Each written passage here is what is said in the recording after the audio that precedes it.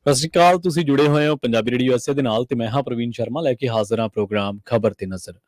ਖਬਰ ਤੇ ਨਜ਼ਰ ਪ੍ਰੋਗਰਾਮ ਦੇ ਵਿੱਚ ਕਈ ਅਹਿਮ ਤੇ ਕਈ ਖਾਸ ਖਬਰਾਂ ਨੂੰ ਲੈ ਕੇ ਚਰਚਾ ਕਰਨ ਦੇ ਲਈ ਮੇਰੇ ਨਾਲ ਜੁੜ ਚੁੱਕੇ ਨੇ ਪੰਜਾਬ ਤੋਂ ਪੱਤਰਕਾਰ ਦੀਪਕ ਸ਼ਰਮਾ ਚਨਾਰਥਲ ਜੀ। ਉਹਨਾਂ ਦਾ ਸਵਾਗਤ ਕਰਾਂਗੇ, ਪਹਿਲਾਂ ਫਿਰ ਕਰਾਂਗੇ ਕਿ ਅਹਿਮ ਖਬਰਾਂ ਨੂੰ ਲੈ ਕੇ ਚਰਚਾ। ਸ਼ਰਮਾ ਸਤਿ ਸ਼੍ਰੀ ਅਕਾਲ ਜੀ, ਸਵਾਗਤ ਹੈ ਜੀ ਪੰਜਾਬੀ ਰੇਡੀਓ ਯੂਐਸਏ ਤੇ। ਸਤਿ ਸ਼੍ਰੀ ਅਕਾਲ ਪ੍ਰਵੀਨ ਜੀ, ਸਾਰੇ ਦਰਸ਼ਕਾਂ ਨੂੰ ਸਰੋਤਿਆਂ ਨੂੰ ਮੇਰੀ ਪਿਆਰ ਭਰੀ ਸਤਿ ਸ਼੍ਰੀ ਅਕਾਲ ਜੀ।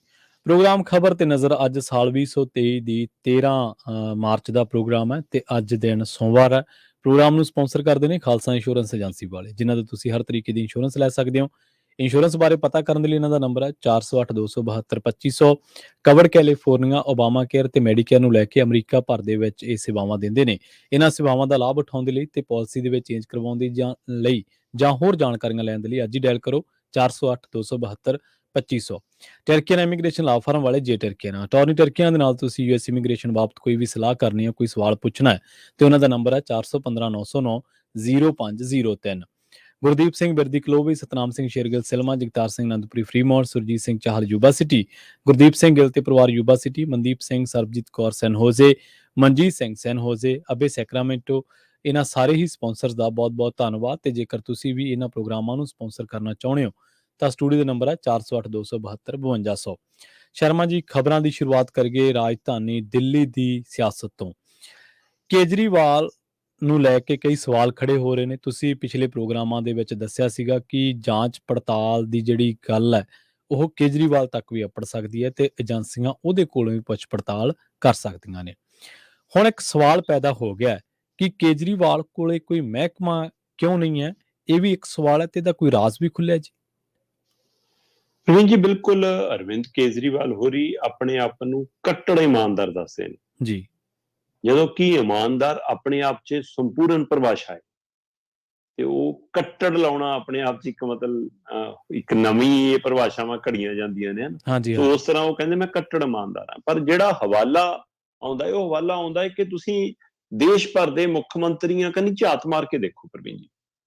ਭਾਰਤ ਦੇ ਵਿੱਚ ਹਰੇਕ ਸੂਬੇ ਦੇ ਮੁੱਖ ਮੰਤਰੀ ਕੋਲ ਕੀ ਕੋਈ ਵਿਭਾਗਾਂ ਤੋਂ ਬਿਨਾਂ ਮੁੱਖ ਮੰਤਰੀ ਹੈ?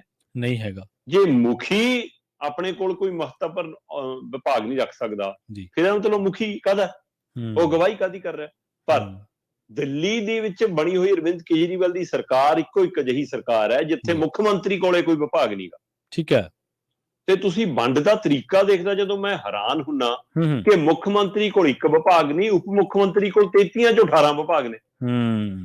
ਅੱਧੀ ਤੋਂ ਵੱਧ ਸਰਕਾਰ ਇੱਕੋ ਮੰਤਰੀ ਨੂੰ ਦਿੱਤੀ ਹੋਈ ਹੈ। ਫਿਰ ਹੁਣ ਇਹਦੇ ਹਵਾਲੇ ਨਾਲ ਜਦੋਂ ਭੁੱਖ ਪੜਤਾਲ ਹੋਈ, ਚਰਚਾ ਚੱਲੀ, ਉਹਦੀਆਂ ਕੁਝ ਮਾਹਿਰਾਂ ਦੀ ਹਵਾਲੇ ਨਾਲ ਤੱਥ ਕੁਝ ਪੜ੍ਹਨ ਦੀ ਮੈਂ ਕੋਸ਼ਿਸ਼ ਕੀਤੀ ਤਾਂ ਉਹ ਚੋਂ ਗੱਲਾਂ ਨਿਕਲ ਕੇ ਆਈਆਂ। ਕਹਿੰਦੇ ਜੀ ਕੇਜਰੀਵਾਲ ਹੋਰਾਂ ਨੇ ਆਪਣੀ ਪਰਿਭਾਸ਼ਾ ਘੜੀ ਹੋਈ ਆ। ਉਹਨਾਂ ਦੀ ਦਲੀਲ ਆ ਕਿ ਦੇਖੋ, ਨਾ ਮੈਂ ਕੋਈ ਵਿਭਾਗ ਰੱਖਿਆ, ਇਸ ਲਈ ਨਾ ਮੇਰੇ ਨਾਲ ਕੋਈ ਲੈਣ ਦੇਣ ਦਾ ਤਾਲਮੇਲ ਕਰੂਗਾ, ਨਾ ਕੋਈ ਰਿਸ਼ਵਤਖੋਰੀ ਹੋਊਗੀ, ਨਾ ਕੋਈ ਸੰਬੰਧ, ਇਸ ਲਈ ਮੈਂ ਤਾਂ ਇਹਨਾਂ ਸਾਰਿਆਂ ਮਾਮਲਿਆਂ ਤੋਂ ਦੂਰ ਹੈ ਜੀ, ਮੈਂ ਤਾਂ ਜਨਤਾ ਦੀ ਸੇਵਾ ਕਰ ਰਿਹਾ। ਠੀਕ ਹੈ। ਤੇ ਪ੍ਰਵੀਨ ਜੀ, ਜਿਹੜੀ ਪਰਿਭਾਸ਼ਾ ਕੇਜਰੀਵਾਲ ਨੇ ਘੜੀ ਆ, ਜੇ ਆਪਣੇ ਗੁਰੂ ਦੇ ਰਾਹ ਦੇ ਉੱਤੇ ਸਾਰੇ ਹੀ ਐਮਐਲਏ ਐਮਪੀ ਮੰਤਰੀ ਚੱਲਣ ਲੱਗ ਜਾਣ ਉਹਨਾਂ ਦੇ, ਉਹ ਕਹਿਣਾ ਅਸੀਂ ਵੀ ਵਿਭਾਗ ਨਹੀਂ ਰੱਖਣਾ ਜੀ, ਅਸੀਂ ਵੀ ਨਿਰਲੇਪ ਰਹਿਣਾ, ਫਿਰ ਸਰਕਾਰ ਕਾਹਦੀ? ਵਿਭਾਗ ਰੱਖ ਕੇ ਵੀ ਨਿਰਲੇਪ ਰਿਹਾ ਜਾ ਸਕਦਾ। ਰਿਹਾ ਜਾ ਸਕਦਾ। ਚਲੋ, ਪਰ ਹੁਣ ਇਹਦੇ ਪਿੱਛੇ ਰਾਜ਼ ਜਿਹੜਾ ਸਮਝ ਆਉਂਦਾ ਹੈ ਉਹ ਆਪਣੇ ਆਪ ਹੀ ਖੁੱਲ ਗਿਆ। ਉਹ ਕੇਜਰੀਵਾਲ ਨੇ ਖੁਦ ਹੀ ਮਤਲਬ ਅਸਲ 'ਚ ਹੋਇਆ ਕਿ ਮਨੀਸ਼ ਸਿਸੋਦੀਆ ਜਦੋਂ ਗ੍ਰਿਫਤਾਰ ਹੋਏ, ਹਾਂਜੀ, ਉਹਨਾਂ ਦੀ ਗ੍ਰਿਫਤਾਰੀ ਤੋਂ ਬਾਅਦ ਉਹਨਾਂ ਨੇ ਅਸਤੀਫਾ ਦਿੱਤਾ ਤਾਂ ਅਸਤੀਫਾ ਦੇਣ ਦੇ ਨਾਲ ਚਰਚਾ ਚੱਲੀ ਕਿ ਅੱਧੀ ਸਰਕਾਰ ਤਾਂ ਅੰਦਰ ਚਲੀ ਗਈ ਸੀ। 18 ਵਿਭਾਗਾਂ ਦਾ ਇੱਕ ਮੰਤਰੀ ਸੀ। ਸੋ 18 ਵਿਭਾਗ ਉਹ ਫਿਰ ਸਿੰਦਰ ਜੈਨ ਨੇ ਅਸਤੀਫਾ ਦਿੱਤਾ 9 ਮਹੀਨਿਆਂ ਬਾਅਦ, ਫਿਰ ਉਹਦੇ ਵਾਲੇ ਵਿਭਾਗ ਤੇ ਤੁਰੰਤ ਅਰਵਿੰਦ ਕੇਜਰੀਵਾਲ ਨੇ ਕੁਝ ਵਿਭਾਗ ਮੰਤਰੀਆਂ ਨੂੰ ਵੰਡੇ ਸੀ, ਕੁਝ ਕੁ ਆਪਣੇ ਕੋਲ ਰੱਖ ਲਏ ਸੀ। ਠੀਕ ਹੈ। ਤੇ ਤੁਰੰਤ ਫਿਰ ਨਵੇਂ ਮੰਤਰੀਆਂ ਦੀ ਮਨਜ਼ੂਰੀ ਲਈ, 2 ਨਵੇਂ ਮੰਤਰੀ ਬਣਾਏ ਤੇ ਸਾਰੇ ਵਿਭਾਗ ਫਿਰ ਉਹਨਾਂ ਨੂੰ ਸੌਂਪਤੇ। ਅੱਜ ਦੀ ਤਰੀਕ 'ਚ ਅਰਵਿੰਦ ਕੇਜਰੀਵਾਲ ਕੋਲ ਫਿਰ ਕੋਈ ਵਿਭਾਗ ਨਹੀਂ ਹੈ। ਜਦ ਤੋਂ ਸਰਕਾਰ ਚੱਲਦੀ ਹੈ ਲਗਭਗ ਤਦ ਤੋਂ ਆਪਣੇ ਕੋਲ ਕੋਈ ਵਿਭਾਗ ਨਹੀਂ ਰੱਖ ਰਹੇ। ਤੇ ਆ ਇੰਨੇ ਕੁ ਸਮੇਂ ਲਈ ਜੇ ਆਏ ਵੀ 4 ਦਿਨਾਂ ਲਈ ਤਾਂ ਜਦੇ ਮੰਤਰੀ ਬਣਾ ਕੇ ਵੰਡਤੇ, ਇਹਨਾਂ ਚੋਂ ਵੀ ਕੋਈ ਨਹੀਂ ਰੱਖਿਆ।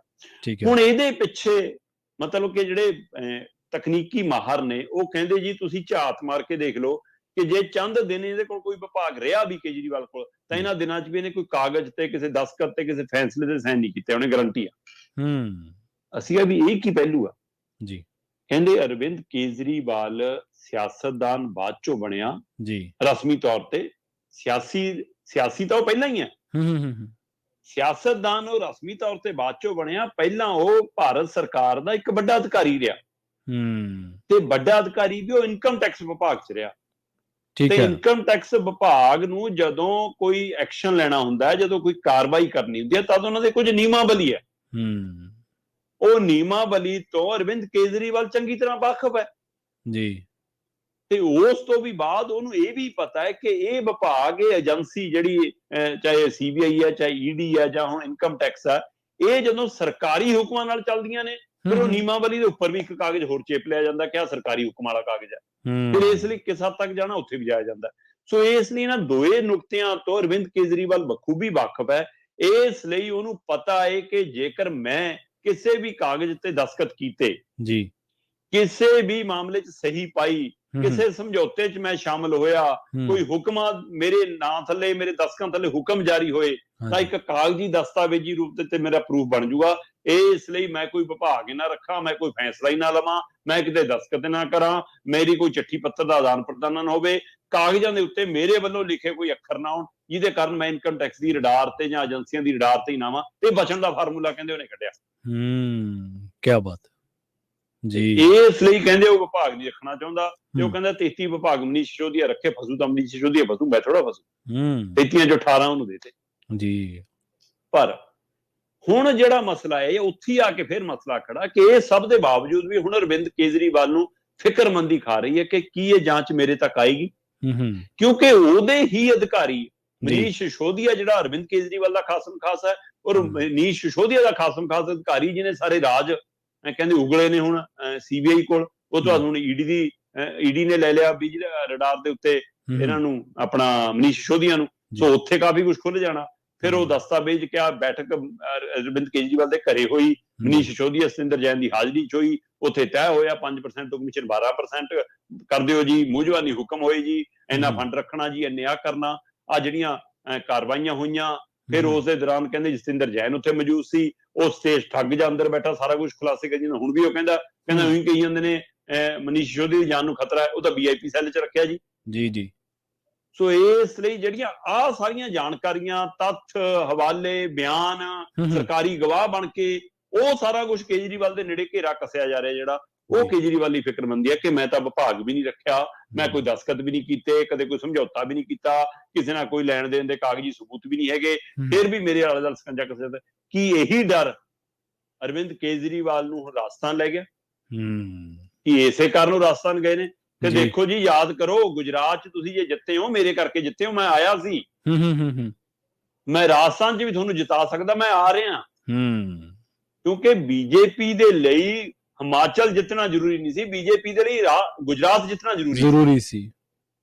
ਤੇ ਅਰਵਿੰਦ ਕੇਜਰੀਵਾਲ ਜੇਕਰ ਕਿਸੇ ਵੱਡੀ ਤਾਕਤ ਨਾਲ ਕਿਤੇ ਦਾਖਲ ਹੋ ਸਕਦਾ ਸੀ ਤਾਂ ਹਿਮਾਚਲ 'ਚ ਹੋ ਸਕਦਾ ਸੀ, ਕਿਉਂਕਿ ਪੰਜਾਬ 'ਚ ਤਾਜ਼ੇ ਜਿੱਤੇ ਸੀ, ਉਹਦਾ ਅਸਰ ਹਿਮਾਚਲ ਤੇ ਵੱਧ ਜਾਣਾ ਸੀ ਕਿ ਗੁਜਰਾਤ ਤੇ ਵੱਧ ਜਾਣਾ ਸੀ। ਸੋ ਹਿਮਾਚਲ ਛੱਡ ਕੇ ਆਮ ਆਦਮੀ ਪਾਰਟੀ ਦਾ ਗੁਜਰਾਤ ਜਾਣਾ, ਕੀ ਉਹ ਆਪਣੀ ਹੋਂਦ ਵਧਾਉਣਾ ਸੀ ਜਾਂ ਫਿਰ ਇਹ ਜਤਾਉਣਾ ਸੀ ਕਿ ਮੈਂ ਬੀਜੇਪੀ ਦਾ ਤਾਰਨਹਾਰ ਬਣ ਕੇ ਜਾ ਰਿਹਾ?